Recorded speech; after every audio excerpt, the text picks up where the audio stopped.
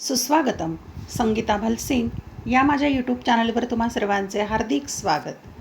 मानसशास्त्र इयत्ता 12वी हा विषय अभ्यासाला घेतलेला आहे. प्रकरण क्रमांक 4 आपण अभ्यासत आहोत. प्रकरणाचं नाव आहे बोधात्मक प्रक्रिया. यापूर्वीची 3 प्रकरणं या चॅनलच्या प्लेलिस्टवर जाऊन तुम्ही क्रमाने पाहू शकता. चला तर पाहूया. या प्रकरणामध्ये एकूण 5 उपघटक आहे. त्यामध्ये आज आपण 4था उपघटक अभ्यासणार आहोत, विचार प्रक्रिया. त्यामध्येही 2 उपघटक आहेत, विचार प्रक्रियेची व्याख्या आणि विचार प्रक्रियेतील घटक आणि विचारांचे प्रकार. यापूर्वीचे 3 उपघटक या चॅनलवर व्हिडिओ लेक्चर पाहू शकता. चला तर पाहूया. क्रमांक 4था उपघटक आहे प्रकरण क्रमांक 4. त्यामधील 4 उपघटक 4था विचार प्रक्रिया. कृती क्रमांक 6 आपण करायची आहे. पुढे दिलेली काल्पनिक परिस्थिती वाचा व विचार प्रक्रियेचा अर्थ जाणून घेण्याचा प्रयत्न करा. विचार प्रक्रिया म्हणजे काय हे आपण समजून घेणार. त्यासाठी पुढे एक काल्पनिक परिस्थिती दिलेली आहे. त्यावरून आपल्याला विचार प्रक्रिया म्हणजे काय ते समजून घ्यायचं आहे. कल्पना करा की तुमचा मित्र एखादी गणितीय समस्या सोडवण्यासाठी तुमची मदत मागत आहे. एखादा मित्र आहे, तुम्हाला गणित चांगलं येतं आहे म्हणून तो तुम्हाला मदत मागतो आहे की मला सोडवून दे हे गणित. त्या गणितीय समस्येचे चटकन उत्तर देणे तुम्हाला शक्य होत नाही. पटकन काही उत्तर प्रत्येकाला येत नाही. काही वेळानंतर तो तुम्हाला पुन्हा लगेच उत्तर देण्याची विनंती करत आहे. त्यावेळी तुम्ही त्याला सांगत आहात. मग तुम्ही काय सांगणार त्याला? थांब, मी विचार करतोय. विचार करतोय असे जेव्हा तुम्ही म्हणता तेव्हा तुम्ही नक्की काय करता? प्रश्न विचारा. विचार करता, मग तुम्ही नेमकं काय करत आहात? तर जेव्हा तुम्ही विचार करता तेव्हा गणितीय समस्या समोर असल्याची सर्वप्रथम तुम्हाला जाणीव होते. म्हणजे गणित आपल्यासमोर आहे याची जाणीव होते. तुम्ही वर्गात शिकलेली गणिताची सूत्रे आठवून पाहता. मग सूत्र आठवतो, ते गणित कसं सोडवायचं, त्यातील कोणते सूत्र ही समस्या सोडवण्यासाठी उपयोगी ठरू शकेल किंवा कोणते उपयोगी ठरणार नाही याचा शोध घेता. शेवटी जे सूत्र खात्रीशीरपणे समस्या सोडवू शकेल अशा सूत्राची तुम्ही निवड करता. म्हणजे तुम्ही विचार केला की हे गणित कोणत्या पद्धतीने सोडवायचं, इथे कोणतं सूत्र उपयोगी ठरेल, असा विचार तुम्ही करू लागता गणित सोडवण्यासाठी. आता यावरून पहा, विचार प्रक्रियेची व्याख्या आणि विचार प्रक्रियेतील घटक आपण समजावून घेऊ. विचार प्रक्रिया ही अशी मानसिक प्रक्रिया आहे की ज्यात विविध बोधात्मक घटक आणि प्रक्रियांचा वापर होतो आणि ज्यात माहितीचा वापर, समस्या निरसन, तर्क प्रक्रिया आणि निर्णय घेणे इत्यादींचा समावेश होतो. म्हणजे ही मानसिक प्रक्रिया आहे. विचार प्रक्रिया मनात होते आणि मग आपल्याला बोध होणारे घटक आणि त्यावर करणाऱ्या प्रक्रिया याचा विचार केला जातो. म्हणजे ज्यामध्ये माहितीचा वापर केला जातो, समस्या निरसन म्हणजे समस्या कशी सोडवायची, तर्क प्रक्रिया, तर्क केला जातो मनामध्ये आणि त्यावरून निर्णय घेतला जातो, या समस्या सगळ्या कशा सोडवायच्या, या सर्व बाबींना विचार प्रक्रिया म्हणतात. विचार प्रक्रियेतील सर्व मानसिक प्रक्रियांचे विश्लेषण केल्यास असे आढळून येते की विचार प्रक्रिया ही खाजगी आणि अंतर्गत स्वरूपाची आहे. ती खाजगी आहे, प्रत्येकाची वैयक्तिक बाब आहे आणि मनाच्या आतमध्ये चालते. मानसिक प्रक्रिया अंतर्गत आहे. विचार प्रक्रियेत आपण आपल्या मनात म्हणजे विचार प्रक्रियेत आपण काय करतो तर आपल्या मनामध्ये एक जग निर्माण करतो आणि काही कृती प्रत्यक्षात न करता मनातल्या मनात करत असतो. बऱ्याचशा कृती मनातल्या मनातच करत असतो. विचार प्रक्रियेतील काही घटक पुढील प्रमाणे. मग या विचार प्रक्रियेमध्ये कोणकोणत्या घटकांचा समावेश होतो तर त्यातला पहिला घटक आहे मानसिक प्रतिनिधित्व. त्याला म्हणायचं मेंटल रिप्रेझेंटेशन. मानसिक प्रतिनिधित्व. मानसिक प्रतिनिधित्व म्हणजे इंद्रियांसमोर प्रत्यक्षदृष्ट्या हजर नसलेल्या गोष्टीची मानसिक प्रतिमा, की मनातली ही प्रतिमा आहे प्रत्यक्ष आपल्या इंद्रियांसमोर म्हणजे आपल्या अवयवांसमोर, पंचज्ञानेंद्रियासमोर कदाचित ती गोष्ट हजर नाही आहे, पण आपण त्याची मनामध्ये प्रतिमा निर्माण करतो. मानसिक प्रतिनिधित्व म्हणजे सांकेतिक स्वरूपातील अंतर्गत वेदन होय. हे अंतर्गत आहे आणि सांकेतिक स्वरूपामध्ये ही मानसिक प्रक्रिया मनामध्ये सुरू असते. आता उदाहरण घेऊ. तुम्हाला डोळे बंद करून मनात मोराची कल्पना करायला सांगितले असता मोराचा रंगीबेरंगी पिसारा, आकार, विशिष्ट असा आवाज यासह तुमच्या मनात मोराची प्रतिमा तयार होते. म्हणजे मोराची कल्पना करायला सांगितली, डोळे बंद केले तर मनामध्ये ती मोराची जी प्रतिमा आहे ती आपल्या मनात तयार होते. हेच मोराचे मानसिक प्रतिनिधित्व किंवा अंतर्गत प्रतिनिधित्व होय. हे मानसिक प्रतिनिधित्व केलं आपल्या मनाने, त्यालाच अंतर्गत प्रतिनिधित्व असंही म्हणतात. मानसिक प्रतिनिधित्व ही ज्ञानेंद्रियाद्वारे घेतलेल्या प्रत्यक्ष अनुभवांद्वारे किंवा वर्णनात्मक माहिती, चित्र किंवा चलतचित्र इत्यादींद्वारे मिळालेल्या अप्रत्यक्ष अनुभवाद्वारे विकसित होतात. म्हणजे आपल्या ज्ञानेंद्रियाने प्रत्यक्ष अनुभव घेतलेला असतो किंवा माहिती वाचलेली असते, मग ते मनात प्रतिमा विकसित होते अनुभवातून आपल्या.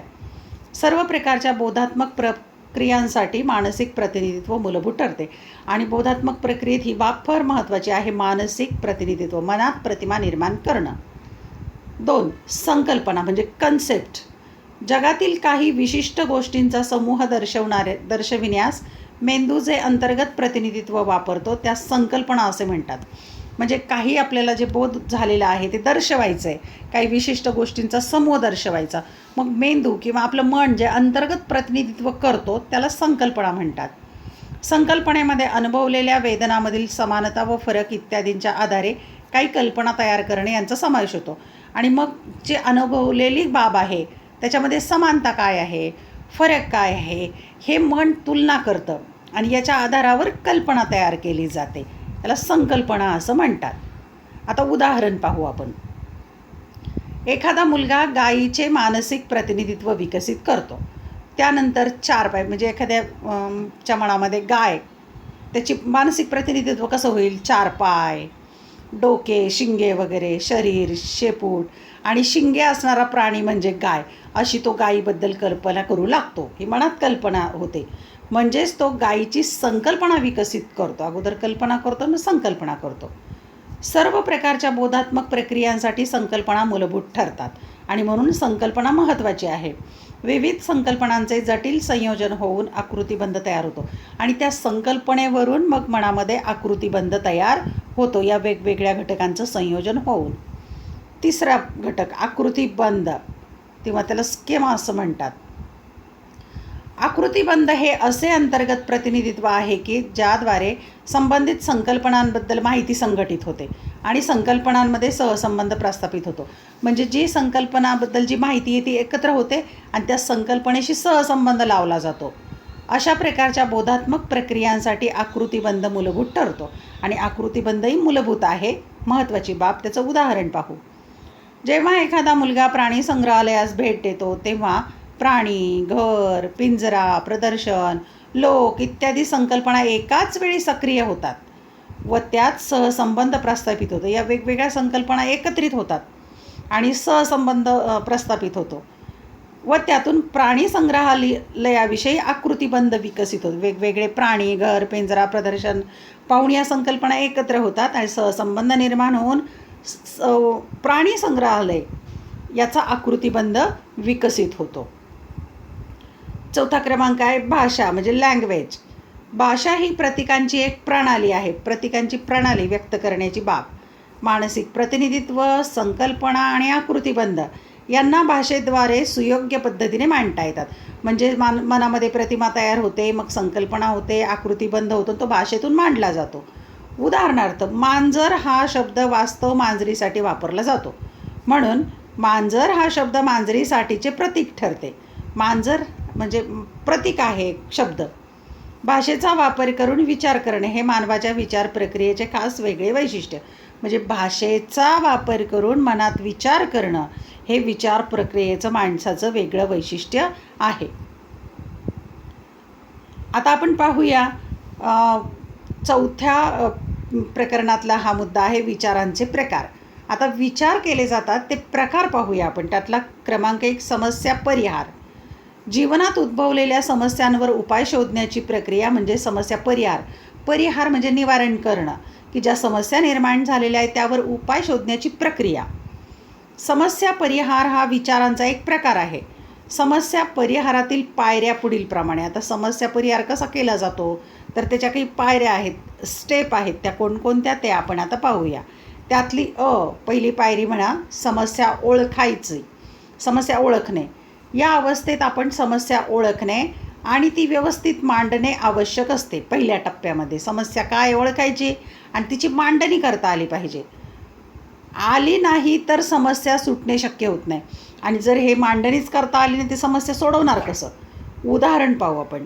जर एखादे बाळ पोटदुखीमुळे रडत असेल, परंतु त्याच्या आईने बाळ भूक लागल्यामुळे रडत असेल असा अंदाज केला, तर समस्या ओळखण्यात चूक झाल्यामुळे समस्या सुटणार नाही. बाळ रडतंय पण बाळाचं पोट दुखतंय ना, आईला हे लक्षातच आलं नाही, आईला वाटलं बाळाला भूक लागली आहे, असा अंदाज चुकला, तर समस्या ओळखण्यात चूक झालेली आहे. मग समस्येचं निवारण करायचं कसं, हा प्रश्न निर्माण होऊ शकतो. म्हणून पहिली पायरी आहे समस्या ओळखणं, दुसरी पायरी आहे पर्यायी उपाय शोधणं. उपाय काय काय आहेत त्या समस्येला हे शोधायचे. प्रत्येक समस्येसाठी निरनिराळे उपाय असतात, एकच उपाय नसतो, अनेक असतात. काही प्रभावी ठरतात तर काही निष्फळ ठरतात. काही उपाय योग्य, काही अयोग्य ठरू शकतात. समस्येचे निराकरण करण्याच्या या पायरीवर आपण त्या समस्येचे निराकरण करू शकणाऱ्या सर्व संभाव्य उपायाचा शोध घेण्याचा प्रयत्न करतो. म्हणजे जी समस्या आहे त्या समस्या सोडवायच्यात, मग त्यासाठी काय काय उपाय करता येईल, संभाव्य म्हणजे काय काय शक्यता आहेत, हा शोध घेण्याचा प्रयत्न केला जातो. उदाहरण, एखाद्या व्यक्तीला डोकेदुखीचा खूप त्रास होत असेल तर तो आराम करणे, संगीत ऐकणे, ध्यान धरणे किंवा औषधे घेणे इत्यादी पर्यायी उपायांचा विचार करू शकतो. डोकं दुखतं आहे, मग काय काय करता येईल डोकं दुखण्याचा त्रास कमी व्हावा, म्हणून तो प्रयत्न करतो की या उपायांच्यापैकी कोणता उपाय वापरता येईल याचा तो विचार करतो. पुढची पायरी आहे एखादा पर्याय निवडणं. मग संभाव्य जेवढे पर्याय आहेत त्यातला कुठला तरी एक उपाय करणं, ही समस्या परिहाराची तिसरी पायरी होय. यात आपण अनेक पर्यायातून एका तर्कनिष्ठ पर्यायाची निवड करतो. मग अनेक उपाय आहेत त्यातला एक उपाय वापरला जातो. व्यक्तीची तर्कसंगत क्षमता त्याला समस्या अधिक वास्तविकतेने सोडवण्यास मदत करते. पण त्यांनी तर्कसंगत तार्किक विचार करून ती समस्या सोडवली पाहिजे, तशी क्षमता त्याच्यासमोर असली तर समस्या सुटेल. उदाहरण, याआधी झालेला डोकेदुखीचा त्रास ध्यान धरल्यामुळे कमी झाला, हे जर व्यक्तीला आठवले तर यावेळीही ती व्यक्ती समस्या सोडवण्यासाठी त्याच पर्यायाची निवड करेल. उदाहरणार्थ पहा, डोकं दुखतं आहे पण त्या व्यक्तीला माहीत झालं आपण जर ध्यानधारणा केली, शांत राहिलो तर आपलं डोकं दुखायचं कमी होतं, किंवा आपण औषध घेतलं तर डोकं दुखायचं कमी होतं. मग तोच उपाय तो व्यक्ती करणार आहे, कारण त्याला पूर्वानुभव आहे त्याचा. पुढची पायरी आहे पर्यायाची अंमलबजावणी करून पाठपुरावा करणं. केवळ अंमलबजावणीच करायची नाही, पण त्याचा पाठपुरावाही केला पाहिजे. समस्या परिहार करण्यातील ही शेवटची पायरी. यात आपण प्रत्यक्षात एखाद्या पर्यायाची अंमलबजावणी करतो आणि त्याद्वारे समस्येचे निराकरण करण्यास मदत झाली आहे की नाही याचे मूल्यमापन करतो. म्हणजे समस्या त्या पर्याय वापरून सुटली की नाही याचा विचार केला जातो. समस्येचे अद्याप निराकरण न झाल्यास आपल्याला पुन्हा मागील पायऱ्यांवर जावे लागते.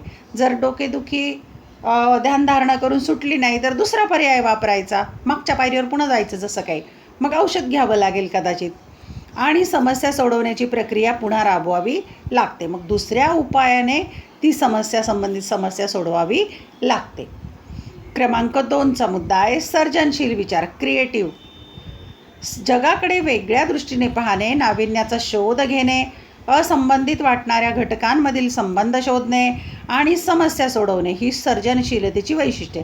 सर्जनशीलता, नवनिर्माण क्षमता, क्रिएटिव्हिटी याच्यामध्ये काय आहे तर जगाकडे वेगळ्या दृष्टीने पाहिलं जातं, नाविन्याचा शोध घेतला जातो आणि असं वाटतं की दोन घटकांमध्ये संबंध नाही आहे, असंबंधित वाटणाऱ्या घटकामध्ये काय संबंध आहे याचा विचार केला जातो आणि समस्या सोडवल्या जातात. ही सर्जनशीलतेची मुख्य वैशिष्ट्ये. शास्त्रज्ञ, संगीतकार, कवी, फॅशन डिझायनर, वास्तुकला तज्ज्ञ इत्यादी व्यक्ती सर्जनशील विचार करतात, हे नवनवीन विचार करू शकतात. सर्जनशील विचारांच्या पुढील 4 अवस्था दिसून येतात. आता सर्जनशील विचाराच्या 4 स्टेप किंवा 4 पायऱ्या.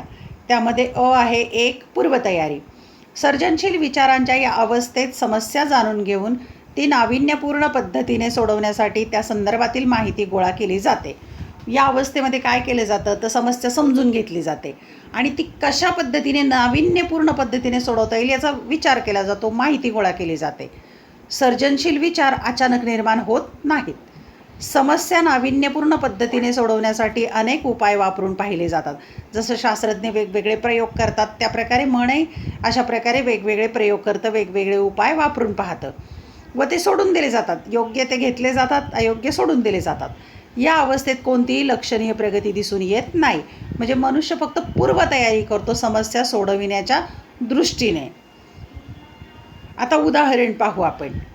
जर एखाद्या कवीला चित्रपटासाठी नवीन गाणे लिहायचे असेल तर पूर्वतयारीत तो विचार करेल की काय सिच्युएशन दिली आपल्याला, कोणत्या परिस्थितीत कोणत्या प्रकारचं गीत लिहायचं आहे, असा तो विचार करेल.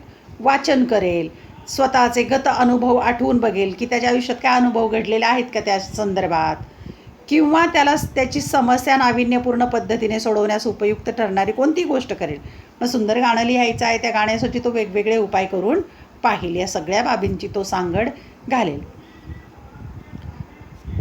2. उपवन. उपवन म्हणजे काय ते समजून घ्या.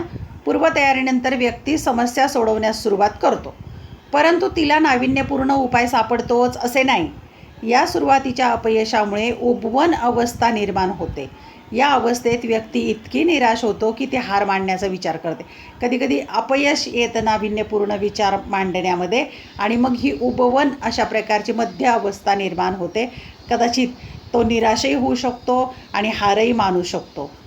त्यानंतर ती व्यक्ती समस्येकडे दुर्लक्ष करते, कधीकधी दुर्लक्षही करते, आणि समस्येशी संबंधित नसलेल्या इतर गोष्टीवर लक्ष केंद्रित करते. समस्या जी आहे त्याच्याशी संबंधित बाबी नाही आहेत तिकडेही त्या व्यक्तीचं लक्ष जातं. ही अवस्था व्यक्तीला समस्येविषयी जाणीवपूर्वक विचार न करताही समस्या हाताळण्यास सहाय्य ठरते, आणि ही परिस्थितीसुद्धा त्या व्यक्तीला समस्या सोडवण्याला उपयोगी ठरते. हा कालावधी निष्फळ असल्याचे वाटत असले तरी या कालावधीनंतर अचानक नाविन्यपूर्ण उपाय मिळतो.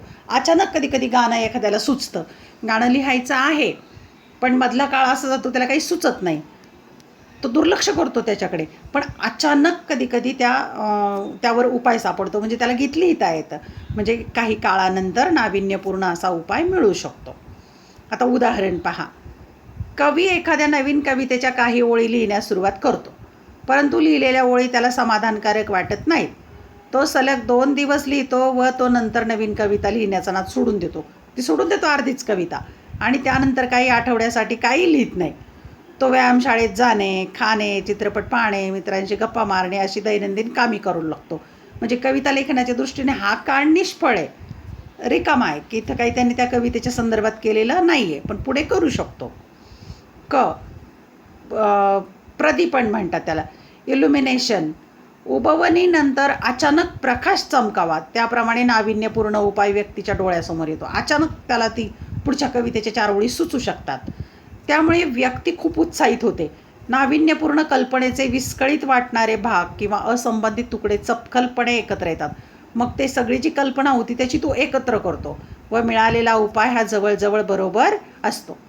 समस्येवर नाविन्यपूर्ण उपाय शोधल्याचे समजल्यामुळे व्यक्ती या अवस्थेत अत्यानंदित होते. प्रदीपन म्हणायचं त्याला. ही शेवटची अवस्था की त्यामध्ये त्याचा तो नाविन्यपूर्ण उपाय त्याला सापडलेला असतो. आपण उदाहरण पाहू त्याचं. उदाहरणार्थ, व्यक्ती ज्या ओळी सुचण्यासाठी अनेक आठवडे धडपड करत असते त्या ओळी अचानक व्यक्तीला सुचतात.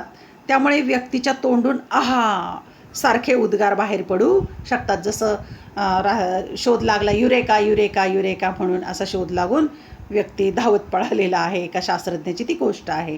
त्याप्रमाणे अचानक त्याला उपाय सापडू शकतो धडपडीनंतर. पडताळणी. पडताळणी म्हणजे ताडून पाहणं. मागील अवस्थेतील अत्यानंदानंतर जो नाविन्यपूर्ण उपाय किंवा कल्पना सुचली आहे त्याची पडताळणी घेणे आवश्यक असते. बऱ्याच वेळा नाविन्यपूर्ण उपायात केवळ काही किरकोळ बदल अपेक्षित असतात, परंतु क्वचित प्रसंगी पूर्वतयारी ते पडताळणी ही प्रक्रिया आयुष्यभरासाठी सुरू राहते. आणि माणसाची ही जी प्रक्रिया आहे पूर्वतयारी ते पडताळणीपर्यंतची प्रक्रिया आयुष्यभर सुरू असते.